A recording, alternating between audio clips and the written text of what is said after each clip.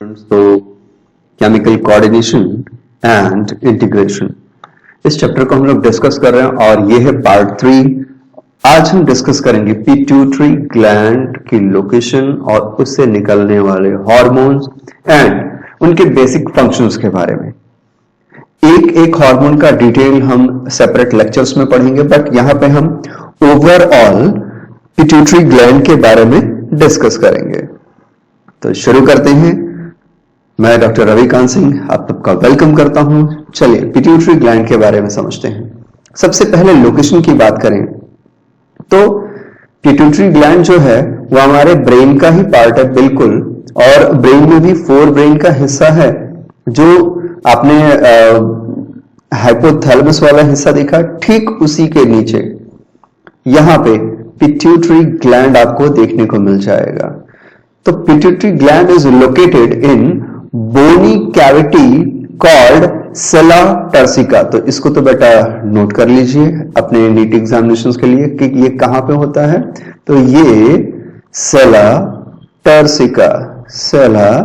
Turcica में located होता है and is attached to the hypothalamus by stalk. तो आपको ये कंफर्म हो गया कि ब्रेन के ही पार्ट में है, क्योंकि थैलेमस के नीचे हाइपोथैलेमस और हाइपोथैलेमस से ही बिल्कुल ये जुड़ा हुआ है। ये देखिए यहां पे किससे, बिल्कुल बाय अ स्टॉक। मैं इसे जूम करके भी आपको दिखाता हूं। ओके, जूम हो जाओ भाई साहब। आप देख पा रहे हो इसे। ये हो गया आपका थैलेमस, ये हाइपोथैलेमस और ये स्टॉक, इसी से ये पिट्यूटरी ग्लैंड जुड़ा हुआ है। तो लोकेशन आपको क्लियर हो गई।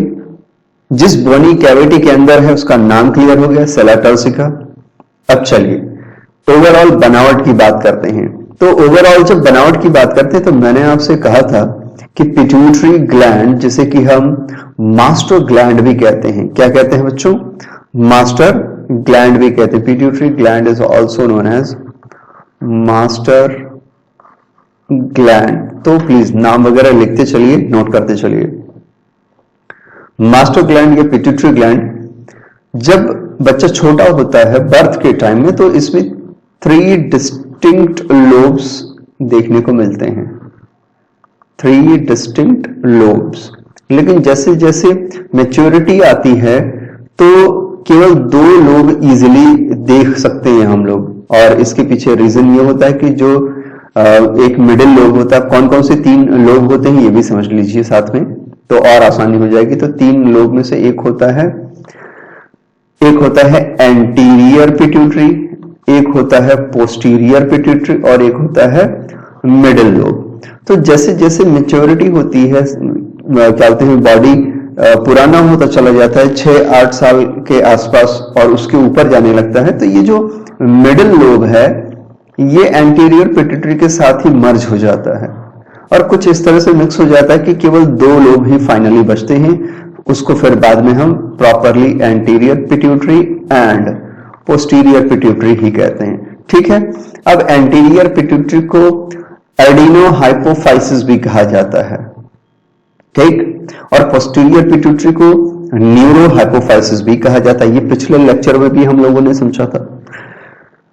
So basically pituitary gland is divided into adenohypophysis and neurohypophysis। जो भी हम मैच्योर पिट्यूटरी देखेंगे उसमें एडिनो एंटीरियर या अग्र पिट्यूटरी हिंदी में अगर कहें तो, ठीक है, तो एडिनो या anterior pituitary adenohypophysis and neurohypophysis that is posterior pituitary. इस गिवन डायग्राम से आपको बिल्कुल क्लियर हो जाएगा। नाउ ये जो स्लेट कलर का एरिया दिख रहा है, दिस इज हाइपोथैलेमस। क्लियर हो गया। अब देखिए हाइपोथैलेमस, जब मैं आपको बता रहा था तो मैंने आपको समझाया था कि जो हाइपोथैलेमस है वहां पे न्यूरल कनेक्शंस और क्या बोलते हैं सर्कुलेटरी सिस्टम के ऐसे कनेक्शंस होते हैं जो डायरेक्टली या इनडायरेक्टली पिट्यूटरी के वर्क को, फंक्शन को कंट्रोल करते रहते हैं।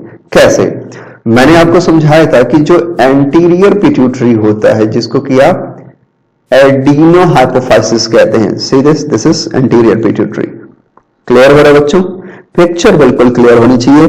साइंस रट नहीं सकते आप तो समझ में आना चाहिए। जहां दिक्कत होगी वहां रोकिए, मुझे क्वेश्चन कीजिए, मैं आपको आंसर दूंगा। ओके, नाउ हाइपोथैलेमस में न्यूरॉन्स हैं। इसी न्यूरॉन में आपको पता ही है कि यहाँ पे जो न्यूरॉन का ग्रुप होता है उसको हम क्या कहते हैं, उसको हम कहते हैं न्यूक्लियाई, ठीक है ना। और ये जो ग्रुप ऑफ न्यूरॉन है, जैसे कि न्यूक्लियाई आप कह रहे हैं यहाँ पे, यही हार्मोन्स को बनाते हैं। जो हाइपोथैलेमस के हार्मोन्स हैं यही बनाते भी हैं और सिक्रीट भी करते हैं। सो ये जो हाइपोथैलेमस के न्यूरॉन्स हैं, जो कि यहाँ पे हाइपोथैलेमिक न्यूरॉन लिखा हुआ है, यही पिट्यूटरी को कंट्रोल करने के लिए रिलीजिंग हार्मोन्स भी बनाते हैं और इनहिबिशन हार्मोन्स भी बनाते हैं। क्लियर हो गया। लेकिन एंटीरियर के अलग अलग लोब को, जैसे एंटीरियर पिट्यूटरी के अलग अलग लोब को, नॉट एंटीरियर, मैं थोड़ा कुछ और ही बोल रहा था। सो पिट्यूटरी के अलग अलग लोब को, जैसे कि एंटीरियर एंड पोस्टीरियर, ठीक है, इनको कंट्रोल करने का तरीका जो हाइपोथैलेमस का है वो अलग है। कैसे? हाइपोथैलेमस में ये है न्यूरॉन, न्यूरॉन ने बनाया केमिकल, ठीक है, यानी अपने एक्सॉन पार्ट में। ये कौन सा पार्ट होता है बच्चों? एक्सॉन। तो इसने बनाया क्या? Chemical, that is chemical messenger, simply you can say hormone. और टर्मिनल पार्ट से, यानी जो नीचे वाला पार्ट होता है सिनेप्टिक पार्ट, वहां से इसने क्या किया? हार्मोन्स को रिलीज कर दिया। कहां पे?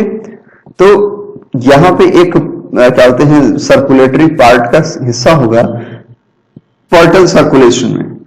ये बिल्कुल हाइपोथैलेमस में आप लोगों ने एक एक लाइन पढ़ा था। तो पोर्टल सर्कुलेशन में क्या है? तो ये एक ब्लड सर्कुलेटरी सिस्टम का हिस्सा है। यानी अब ये हार्मोन्स जो है वो ब्लड के थ्रू कहां पहुंचेंगे? एंटीरियर पार्ट में। क्लियर हो गई बात? यानी एंटीरियर पिट्यूटरी में डायरेक्ट न्यूरॉन से ट्रांसफर नहीं हो रहा है। हाइपोथैलेमस अपने न्यूरॉन टर्मिनल से हार्मोन को रिलीज करता है और वो पोर्टल सर्कुलेशन यानी ब्लड के थ्रू ट्रांसफर होके एंटीरियर पार्ट में पहुंचते हैं और फिर यहां पे अपनी एक्टिविटी करते हैं और यहां से अदर हार्मोन्स को रिलीज कर पाते हैं। Whereas पोस्टीरियर पिट्यूटरी, पोस्टीरियर मतलब पिछला या पश्च, इसी को न्यूरो हाइपोफाइसिस कहेंगे। न्यूरो क्यों कहेंगे अभी आप समझ जाएंगे इस चीज को। हाइपोथैलेमस में जो ये न्यूरॉन है, ठीक है, इसका एक्सॉन पार्ट आप देख पा रहे हो बच्चों। तो इस एक्सॉन पार्ट में हार्मोन बनता है और फिर ये ट्रेवल करता हुआ कहां जाता है? इसके टर्मिनल पार्ट पे, दैट इज सिनेप्टिक वाले पार्ट पे जो जाता है, जो जहां पे सिनेप्टिक बटन वगैरह पाए जाते हैं। तो टर्मिनल पार्ट पे पहुंचा और यहां से हार्मोन फिर रिलीज होता है। लेकिन आप अमेजिंगली देख पा रहे होंगे कि जो पोस्टीरियर पिट्यूटरी का कनेक्शन है उसमें जो न्यूरॉन है हाइपोथैलेमिक न्यूरॉन, वो पूरी की पूरी डायरेक्ट लेंथ यानी पोस्टीरियर पिट्यूटरी की लेंथ तक पहुंचता है। यानी पोस्टीरियर पिट्यूटरी में कोई अलग से हार्मोन बनेगा या रिलीज होगा ऐसा नहीं है, नो। जो हाइपोथैलेमस में न्यूरॉन है इसने जो हार्मोन बनाया है यही वाला हार्मोन पोस्टीरियर पिट्यूटरी से रिलीज होगा डायरेक्टली, यानी न्यूरॉन्स का कनेक्शन पोस्टीरियर पिट्यूटरी तक है। इसीलिए इसको न्यूरो हाइपोफाइसिस कहा जाता है, न्यूरो हाइपोफाइसिस कहा जाता है। समझ में आया? तो एडिनो हाइपोफाइसिस यानी एंटीरियर पिट्यूटरी, न्यूरो हाइपोफाइसिस यानी पोस्टीरियर पिट्यूटरी। यानी पोस्टीरियर पिट्यूटरी से जो हार्मोन निकल रहे हैं वो सीधे कहां से आ रहे हैं? हाइपोथैलेमस से आ रहे हैं। क्लियर हो गया? Very good. Now adenohypophysis consist of two portion, जैसा कि मैंने आपको शुरू में ही बताया है, pars distalis and pars intermedia. Pars distalis का मतलब कि एंटीरियर पार्ट और इंटरमीडिया यानी middle lobe, anterior lobe and middle lobe. लेकिन हमें पता है जैसे जैसे मैच्योरिटी आती है ये मिडिल लोब जो है पार्स इंटरमीडिया वो पूरी तरह से मर्ज हो जाता है एंटीरियर पार्ट में। तो आपको याद रखना होगा एडिनो हाइपोफाइसिस दो हिस्सों में बटा होता है। एडिनो हाइपोफाइसिस में दो हिस्से होते हैं, एक पार्स डिस्टेलिस और दूसरा पार्स इंटरमीडिया, इंटरमीडिया। तो ये क्लियर हो चुका है यहां तक, कहीं कोई दिक्कत? बिल्कुल। सो adenohypophysis consists of two portions, pars distalis and pars intermedia, which later on maturity, or you can say after adolescence, they completely merge together, and only one lobe is there, that is anterior pituitary. Now pars distalis region of pituitary is commonly known as anterior pituitary, है ना, अगला यानी the first one. Okay, now this anterior pituitary produces as well as secrete also, produce भी करेगा और secrete भी करेगा, produces growth hormone, that is GH, which is very very important for the normal growth and development of our body. Okay, then prolactin. So lactin word is there, it means it is somewhat related with the milk producing gland functions, we will see later. Okay, thyroid stimulating hormone, that is TSH, that is TSH, which actually stimulate the thyroid glands, which in turn produces thyroxines, that is T3, T4, etc. Okay, so this is simply what TSH, thyroid stimulating hormone. ध्यान देते जाइएगा, कितने हैं count करेंगे अभी. Then adrenocorticotropic hormone, adrenocorticotropic hormone, which is actually responsible for the activation, synthesis and secretion of the hormones of adrenal part, adrenal gland, especially it is cortico, that is from the cortex of adrenal gland, means जो kidney के ऊपर gland present है जिसको कि adrenal gland कहते हैं, उसके cortex reason को एक्टिवेट करेगा, वहां पे हार्मोन्स को सिंथेसाइज करेगा और रिलीज कर पाएगा. So this hormone is actually responsible for the synthesis and secretion of the hormones from the cortex of adrenal gland. Am I clear? Okay, good. Now luteinizing hormone, that is LH, और इसका बहुत ही role होता है sexual मैच्योरिटीज में. Okay, तो human male हो या female हो, LH हार्मोन का एक बहुत ही बड़ा रोल होता है. Then follicle stimulating hormone, again this follicle stimulating hormone is very very important for the sexual maturity, either it is in male or female, means for both. Okay okay, good. तो दोनों के लिए ही LH और FSH required है. Pars intermedia की बात करें तो यहां से सिर्फ एक हार्मोन निकलता है, only one hormone, which is MSH, that is melanocyte stimulating hormone. Melanocyte stimulating hormone है ना. However in humans the pars intermedia is almost merged with pars distalis. मैं यही समझा रहा हूं कि हमारी बॉडी में भले शुरू में चाहे जैसे दिखे, लेकिन ऑन मैच्योरिटी ये बिल्कुल मिल जाता है, और एंटीरियर पिट्यूटरी सिर्फ एक अलग से लोब दिखता, दूसरा पोस्टीरियर पिट्यूटरी, मिडिल लोब जैसा कोई भी स्ट्रक्चर नहीं देखने को मिलता है. क्लियर हो गया? MSH मेलानोसाइट स्टिमुलेटिंग क्या करता है? तो melanocyte stimulating hormone melanin pigment, जो मेलानोसाइट सेल्स होती हैं उसमें से मेलानिन पिगमेंट को सिक्रीट कराना, उसकी सिंथेसिस कराना, सिक्रेशन कराने के लिए रिस्पॉन्सिबल होता है, which is actually responsible for the darkness in our skin.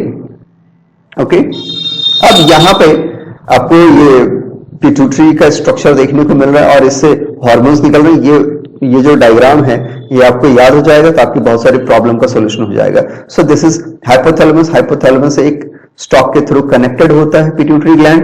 Pituitary gland के दो क्लियर कट पार्ट, पहला है एंटीरियर पिट्यूटरी एंड ये दूसरा है posterior pituitary. Okay, anterior pituitary and posterior pituitary. Clear? Okay, anterior pituitary से growth hormone, then prolactin, then luteinizing hormone, FSH, ACTH, TSH. तो कितने हार्मोन्स निकले? 1, 2, 3, 4, 5, 6. इसके अलावा यहीं से MSH भी निकलता है, तो टोटल आप कह सकते हैं कि 7 हार्मोन्स. 7 हार्मोन्स कहां से निकलते हैं? एंटीरियर पिट्यूटरी से। मोर प्रिसाइज बात करें तो 6 hormones from anterior and 1 from middle lobe, 1 from parse intermedia. Later on ये मिला करके कितने हो गए? 7। तो कई जगह बुक में आपको 7 मिलता है, कई जगह 6 मिलता है। डोंट बी कंफ्यूज, बहुत ही क्लियर रहिए, ठीक है? Okay good. क्वेश्चन जैसा पूछेगा आंसर वैसा होना चाहिए आपका। देन जो पोस्टीरियर पिट्यूटरी है वहां से 2 हार्मोन सिक्रेट होते हैं। एक है वैसोप्रेसिन, इसको एंटी डायूरेटिक हार्मोन भी कहते हैं, ADH, जो कि किडनी पे वाटर के रीएब्जॉर्प्शन के लिए काम करता है। और दूसरा है ऑक्सीटोसिन, जो मिल्क के सिक्रीशन और बेबी बर्थ में मदद करता है। अब ये हार्मोन आपको याद हो गया। अब आपको ये पता होना चाहिए कि पोस्टीरियर पिट्यूटरी से जो ADH एंड ऑक्सीटोसिन रिलीज हो रहे हैं, क्योंकि ये बहुत ही कंफर्म चीज है और बहुत ही इंपॉर्टेंट चीज है। ये जो दोनों हार्मोन रिलीज हो रहे हैं ये पोस्टीरियर पिट्यूटरी में सिंथेसाइज नहीं होते, वहां पे इनका क्या फॉर्मेशन नहीं होता, निर्माण नहीं होता है। ये बनते ही हाइपोथैलेमस में हैं और वहां से न्यूरॉन के थ्रू ट्रांसफर होते हैं। न्यूरॉन्स के थ्रू, कोई सर्कुलेटरी सिस्टम के थ्रू नहीं ट्रांसफर होते हैं, याद रखना। न्यूरॉन के थ्रू ट्रांसफर होते हैं पोस्टीरियर पिट्यूटरी पे, और पोस्टीरियर पिट्यूटरी से एज इट इज रिलीज हो जाते हैं, यानी कोई मॉडिफिकेशन वहां पे फिलहाल नहीं हो रहा। तो जो भी कुछ हुआ हाइपोथैलेमस में हुआ। लेकिन जब एंटीरियर पिट्यूटरी की बात आती है तो हाइपोथैलेमस से कुछ हार्मोन्स आते हैं जिनको stimulating hormone and inhibition hormone कहा जाता है। वो ब्लड सर्कुलेटरी पोर्टल सिस्टम के थ्रू आते हैं एंटीरियर पिट्यूटरी पे, यहां पे अपना मैसेज देते हैं और यहां पे यानी एंटीरियर पिट्यूटरी पे हार्मोन्स का फॉर्मेशन होता है।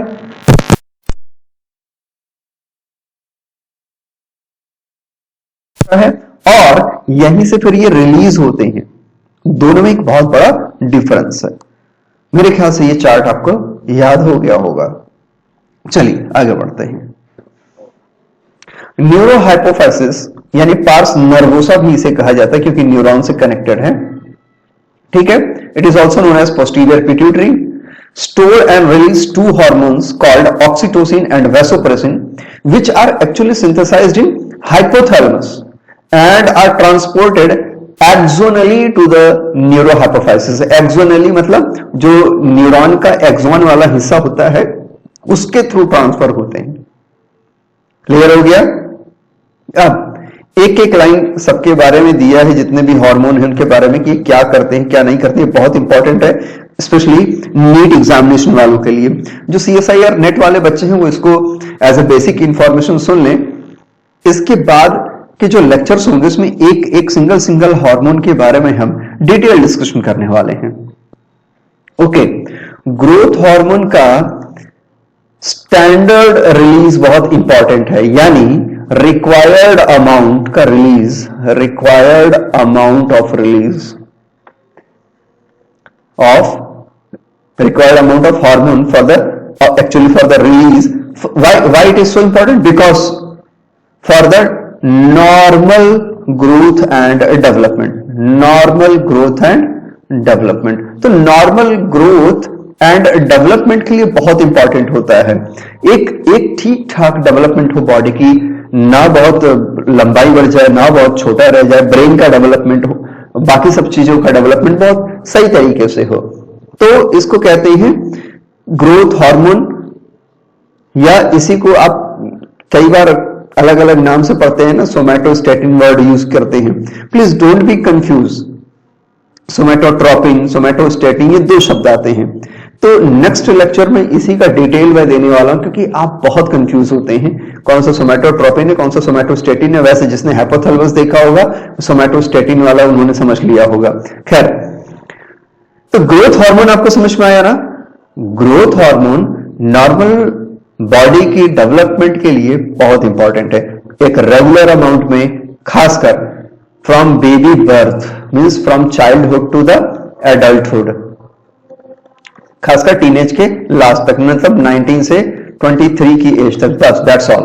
यहां तक ग्रोथ हार्मोन की बहुत अच्छी रिक्वायरमेंट चाहिए होती है ताकि प्रॉपर ग्रोथ हो।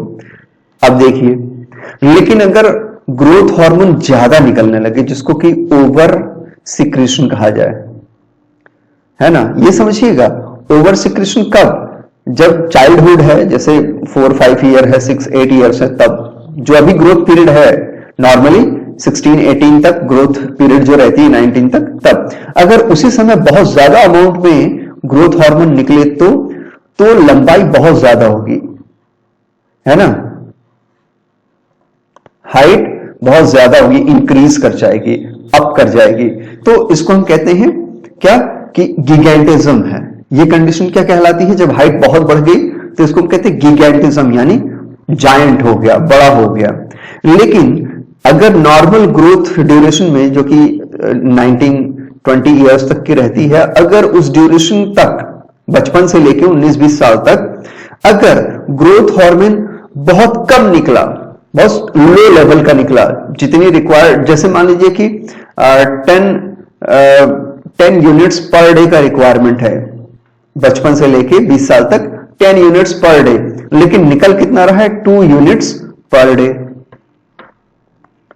तो ये बहुत ही कम है ना, तो this is called low secretion. लेकिन अगर रिक्वायरमेंट है 10 और निकल रहा है 20 पर डे, तो ये क्या है, ये ओवर सिक्रेशन है, बहुत ज्यादा हो गया, +-1 चलेगा, पर इतना ज्यादा डिफरेंस नहीं चलेगा। मेरी बात समझ में आ गई।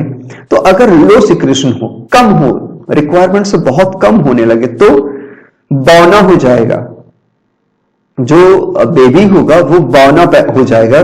तो इस चीज को क्या कहते हैं, ग्रोथ हार्मोन रिजल्ट इन, जो low secretion of growth hormone, it result in stunted growth, दिमाग से भी थोड़ा सा कमजोर होगा, शरीर से भी कमजोर होगा, हाइट भी कम होगी। खैर, ये समझ में आ गया। इस तरह के डॉर्फिज्म को, इस तरह के बौनेपन को पिट्यूटरी डॉर्फिज्म कहा जाता है। इस तरह के बौनों को पिट्यूटरी डॉर्फिज्म कहा जाता है। इनको बहुत काफी प्रॉब्लम होती है, सर्वाइव करने में बहुत दिक्कत होती है। इसके बाद जो दूसरा हार्मोन है वो है प्रोलैक्टिन, है ना। ये कहां से निकलने वाले हैं, ये सब एंटीरियर पिट्यूटरी वाले हार्मोन आप पढ़ रहे हो, एंटीरियर पिट्यूटरी वाले पढ़ रहे हो, ठीक है बच्चों। दूसरा है प्रोलैक्टिन। आपको पता है यहां पे लैक्टीन वर्ड है, लैक्टोज है, तो जैसे ही लैक्ट या लैक्टीन है, वैसे ही आप समझिए कि मिल्क ग्लैंड से या मैमरी ग्लैंड से क्या बोलते हैं रिलेटेड ये हार्मोन होगा। So prolactin actually regulate the growth of mammary gland. जो मिल्क ग्लैंड होती है उसको मैमरी ग्लैंड कहा जाता है, इसलिए हम मैमल कहलाते हैं। So it regulate the growth of mammary gland and formation of milk in them. याद रखना, नीट में फंसाने के लिए 2 हार्मोन्स को आमने सामने रख के पूछता है, एक होता है प्रोलैक्टिन और दूसरा ऑप्शन ऑक्सीटोसिन। ये दोनों ही रख दिया जाएगा, है ना। तो प्रोलैक्टिन और ऑक्सीटोसिन दोनों ही मिल्क से रिलेटेड हैं और दोनों का फंक्शन लगता है कि बिल्कुल सेम है। अगर आपको क्लियर डिफरेंस नहीं पता है तो प्रोलैक्टिन फॉर्मेशन ऑफ मिल्क के लिए रिस्पॉन्सिबल है मैमरी ग्लैंड में, यानी दूध बनाने के लिए रिस्पॉन्सिबल है, whereas oxytocin is responsible for the secretion of milk. अभी हम आगे पढ़ेंगे इस चीज को। तो एक बहुत क्लियर डिफरेंस होता है। Okay, good. नेक्स्ट हार्मोन है TSH, थायराइड स्टिमुलेटिंग हार्मोन, जो कि हमारे थायराइड ग्लैंड्स को स्टिमुलेट कर देगा, जहां से थायराइड हार्मोन सिक्रीट होंगे। तो T3 एंड T4 2 तरह के थायराइड हार्मोन्स हैं जो बहुत ज्यादा बॉडी को चाहिए नॉर्मल मेटाबॉलिक एक्टिविटी करने के लिए। ओके, नेक्स्ट हार्मोन है ACTH, एड्रीनल कॉर्टिकोट्रोपिक हार्मोन, ठीक, which stimulate the synthesis and secretion of steroid hormones। Please note कर लीजिए, ACTH stimulates synthesis and secretion of steroid hormone called glucocorticoids। ऐसे हार्मोन्स को क्या कहेंगे, ग्लूकोकॉर्टिकॉइड्स। और ये कहां पर एक्ट करता है, एड्रीनल कॉर्टेक्स। ये मैंने पहले ही समझा दिया है आपको कि एड्रीनल कॉर्टेक्स पे ACTH फंक्शन करेगा। क्लियर? ओके, नाउ जो 2 हार्मोन्स हैं LH एंड FSH, तो मैंने बताया था कि ये गोनैड्स पे जाके काम करते हैं। कहां पर, गोनैड्स पे। जैसे अगर फीमेल बॉडी में है तो ओवरी पे जाके फंक्शन करेगा, है ना, या ओवरी के आसपास के जो गोनैड का सिस्टम है वहां पे, जबकि मेल में ये जाएगा टेस्टिस पे जाके फंक्शन करेगा। तो ये गोनैड पे काम करने वाले हार्मोन्स होते हैं। LH and FSH stimulate gonadal activities and hence called gonadotrophins. Please note this.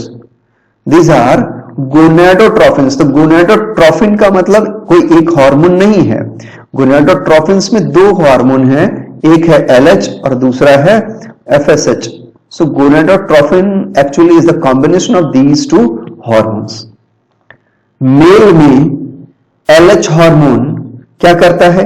It stimulates the synthesis and secretion of hormone called androgen, जिसको कि मेल सेक्स हार्मोन कहते हैं। ठीक है ना?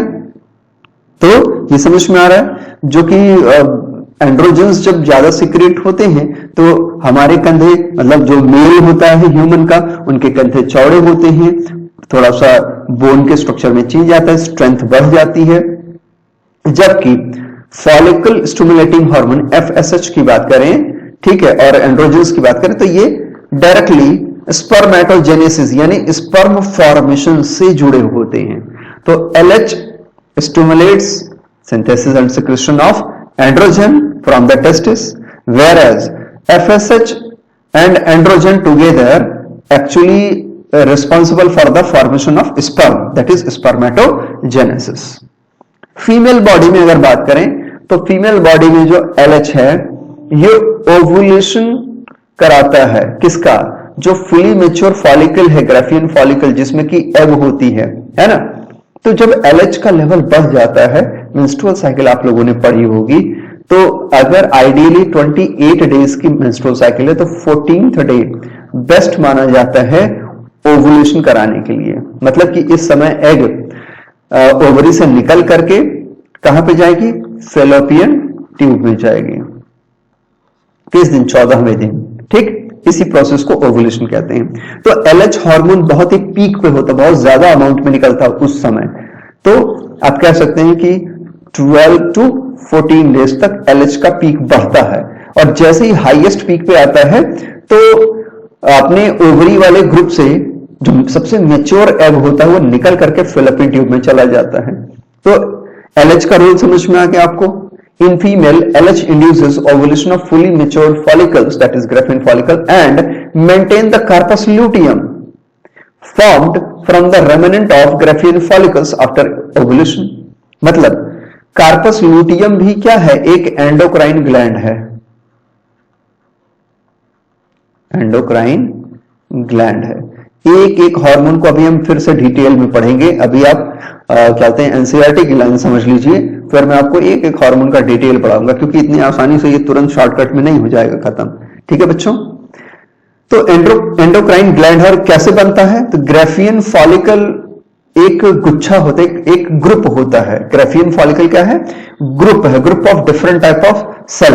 और डिफरेंट टाइप ऑफ सेल में मतलब आप कह सकते हैं कि एग सेल और उसके जैसी और भी बहुत सारी सेल होती हैं एक साथ, और वो मैच्योर हो रही होती है। जैसे 100 सेल हैं, 100 सेल्स एक साथ मैच्योर हो रही हैं, लेकिन इनमें से कोई एक जो सबसे बेस्ट सेल जो मैच्योर हुई होगी वही एग के फॉर्म में या ओवम के फॉर्म में ओवरी से बाहर निकल के फेलोपियन ट्यूब में पहुंचेगा।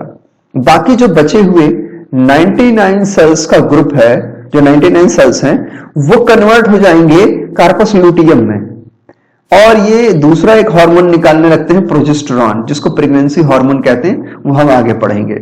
समझ में आ रहा है ना? तो कार्पस लूटियम को मेंटेन करना, बने रहना और उसको मैच्योर करने का काम LH का होता है। साथ ही साथ एग को, मैच्योर एग को ओवरी से बाहर निकाल के फेलोपियन ट्यूब तक पहुंचाना यानी ओवुलेशन का काम भी LH का होता है। ये क्लियर हो गया? फीमेल में फॉलिकल स्टिमुलेटिंग हार्मोन का काम होता है, ये जो ग्राफियन फॉलिकल है इनको स्टिमुलेट कर देना, growth and development of ovarian follicles, stimulate करके इनके ग्रोथ और डेवलपमेंट को मेंटेन करना। क्लियर हो गया? अब MSH की बात कर लें, जो कि मिडिल लोब से निकलता है, लेकिन ह्यूमन की बात करें तो, एक मैच्योर ह्यूमन की बात करें तो ये एंटीरियर लोब से ही निकलता है। तो melanocyte stimulating hormone act on melanocytes, ठीक है। अब मेलानोसाइट हमारी पूरी बॉडी में कॉन्स्टेंटली फैले हुए हैं हमारे स्किन पे एक्चुअली, ठीक। अब मेलानोसाइट से मेलानिन निकलता है। मेलानिन एक पिगमेंट है जो कि धीरे धीरे सन के कांटेक्ट, जब धूप हमारे ऊपर पड़ती है तो इस मेलानिन के साथ क्या होते हैं, कांटेक्ट करने के बाद स्किन डार्क हो जाती है। सो मेलानोसाइट में मेलानिन नाम का पिगमेंट होता है जो एमएसएच की एक्टिविटी की वजह से रिलीज होता है, और जैसे जैसे इसमें सूर्य की रोशनी या सनलाइट पड़ती है ये और ज्यादा एक्टिवेट होता है और ज्यादा मेलानिन सिक्रीट करता है, हमारी स्किन डार्क हो जाती है। It regulates the pigmentation of the skin. Clear हो गया? बहुत इंपॉर्टेंट होता है क्योंकि जितना अच्छा मेलानिन का फंक्शन रहेगा उतने कम से कम स्किन डिजीज होंगे हमें। तो ये तो हो गया बच्चों एंटीरियर पिट्यूटरी का हिस्सा। अब पोस्टीरियर पिट्यूटरी के हार्मोन को समझते हैं, जो असल में निकलते पोस्टीरियर पिट्यूटरी से हैं लेकिन बने कहां हैं, हाइपोथैलेमस में। क्लियर है ना? तो पहला है इसमें से oxytocin. Oxytocin acts on smooth muscles of our body. Smooth muscles ऐसे मसल्स को कहते हैं जो इनवॉलंटरी एक्शन के होते हैं, और मसल्स के बारे में ऑलरेडी आप पिछले लेक्चर्स में पढ़ चुके हैं, है ना। मैंने चैप्टर नंबर 4, 5, 6 बहुत अच्छे से पढ़ाया है, तो हाँ आपने बहुत अच्छे से पढ़ा है। तो स्मूथ मसल्स पे काम करते हैं हमारी बॉडी के, एंड स्टिमुलेट्स देयर कॉन्ट्रैक्शन। तो कॉन्ट्रैक्शन कराने में ऑक्सीटोसिन का काम है। फीमेल में अगर बात करें तो इसका बहुत स्पेशल रोल होता है। In females it stimulates vigorous contraction, यानी बहुत बृहद, बहुत ही ज्यादा, विगरस मतलब बहुत ज्यादा, है ना। Vigorous contraction of uterus at the time of child birth, ठीक है, जिसकी वजह से लेबर का पेन, आपने सुना होगा ना लेबर पेन हो रहा है, जिसकी वजह से लेबर पेन बहुत बढ़ जाता है। तो ये बहुत ही इंपॉर्टेंट हार्मोन है। अगर इसका लेवल ठीक ठाक है तो चाइल्ड बर्थ में बहुत मदद करता है। साथ ही साथ एक बहुत ही इंपॉर्टेंट और काम करता है, मिल्क इजेक्शन, यानी मिल्क सिक्रेशन बाहर निकालना है, जो निपल के थ्रू बाहर निकलता है। So milk ejection from the mammary gland. याद रखना, प्रोलैक्टिन और ऑक्सीटोसिन में हमेशा फंसाया जाता है, और आप बहुत ही क्लियर रहिए दिमाग से। Okay, good. वैसोप्रेसिन की बात कर लेते हैं। वैसोप्रेसिन या एडीएच, एंटी डायूरेटिक हार्मोन, ये मेनली किडनी के ऊपर फंक्शन करता है और वाटर के रीअब्जॉर्प्शन के लिए बहुत ही ज्यादा रिस्पॉन्सिबल होता है। So vasopressin is mainly act at kidney and stimulates reabsorption of water and electrolytes by the distal tubes, जो क्या बोलते हैं, डक्ट ऑफ बेलिनी होती है, कॉमन कलेक्टिंग डक्ट होती है, डिस्टल ट्यूब्स होती है, जो आगे की ओर डिस्टल कन्वोल्यूटेड डीसीटी वाली हिस्से होते हैं, वहां पे जाके ये फंक्शन करता है और ज्यादा से ज्यादा वाटर को एब्जॉर्ब कर लेता है, मिनरल्स को, इलेक्ट्रोलाइट्स को एब्जॉर्ब कर लेता है, ताकि शरीर को किसी तरह का नुकसान ना हो। And thereby reduces loss of water through urine. Okay, hence it is also called anti diuretic hormone, यानी यूरेसिस की प्रोसेस के उल्टा, तो एंटी हो गया डायूरेटिक हार्मोन। ओके, मेरे ख्याल से ये आपको समझ में आ रहा है। जब लॉस ऑफ वाटर रुका जा रहा है यानी एंटी डायूरेटिक एक्टिविटी हो रही, तो इसीलिए इसको एंटी डायूरेटिक हार्मोन कहते हैं। खैर, वैसोप्रेसिन की एक्टिविटी आपको समझ में आ गई। तो पानी क्यों रोकना जरूरी है, अब आपको यह भी समझना होगा। तो भाई देखिए, बहुत वाटर निकल जाएगा तो बॉडी की डेथ हो जाएगी, बॉडी की डेथ हो जाएगी, वाटर लॉस होगा तो इसको एक तरह का डायबिटीज माना जाता है। क्या कहते हैं इसको? एक तरह का डायबिटीज माना जाता है। ठीक, किस तरह का डायबिटीज है? तो देखिए, एक तो होता है शुगर वाली प्रॉब्लम, वो भी डायबिटीज है। वो है डायबिटीज मेलाइटिस, ये है डायबिटीज इंसिपिडस। ये कैसी डायबिटीज है? Diabetes insipidus. क्लियर हो गया? तो मेलाइटस और इंसिपिडस में डिफरेंस है। क्या मेरी बात एकदम क्लियर हो गई आपको? ठीक है। अब ये जितने भी हार्मोन जिनका शॉर्टकट आपने पढ़ा, इनको हम डिटेल में पढ़ेंगे, कैसे काम करते हैं, कहां कहां पे एक्ट करते हैं। तो तब तक मस्त होके पढ़िए, खुश रहिए, गॉड ब्लेस यू। जय हिंद।